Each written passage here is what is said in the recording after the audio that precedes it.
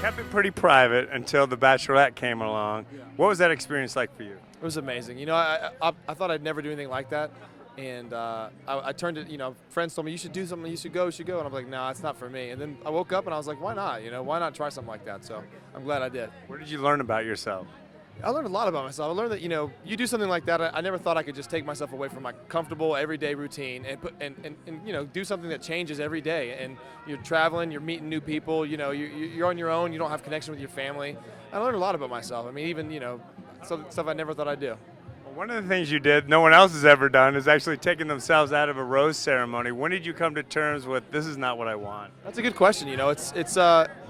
I realized a week or two before that I wasn't 100% sure that I'd be ready to ask Ashley to marry me. And I remember thinking about it and talking to the producers about it, but I didn't want to jump too quickly. I feel like you only have one opportunity to meet this girl, and you don't have that much time around her. So, going into the hometown dates, I kind of knew when it was over, like, I don't know if this is going to work for me. And I had a lot of conversations with Ashley that weren't aired that were the same kind of conversations. I wasn't stringing her along. I said, hey, I'm not sure about this. And I think she appreciated my honesty.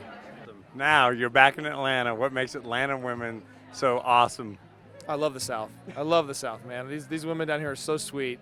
And, I've grown up here all my life. So I've been all around the world. And I got to tell you, Atlanta has some beautiful women.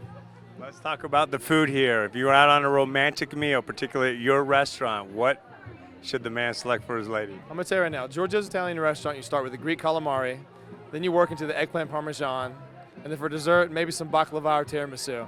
Can't go wrong. And a bottle of Evolve wine, top it all off, the best.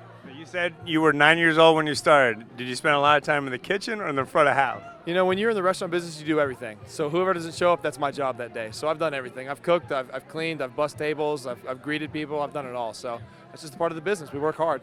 What's it like having some of the other eligible bachelors here supporting your big night? I love these guys. It's not often you get to expand your circle of friends and really feel like you've gained a true friend, and that's what the coolest thing about this experience was. I've met a couple guys that I'll know for the rest of my life, so I feel blessed. Given all your well-deserved success, now the world knows you, what advice would you give to anyone pursuing their dreams? If you're going to do something like this, be yourself. Don't do what anybody else wants you to do. Do what you want to do. Represent yourself. You're representing your family and who you are. And as long as you're true to yourself, you can't go wrong. If the girl out there you're going to eventually marry is out there, what do you want to say to her? You saw what I have to offer, so I hope you're ready when I find you. It's great to bring you stories that connect, but I need your help. Join our movement against negative news and help us build a better community spirit, one story at a time. Let's connect now. Tweet, tweet.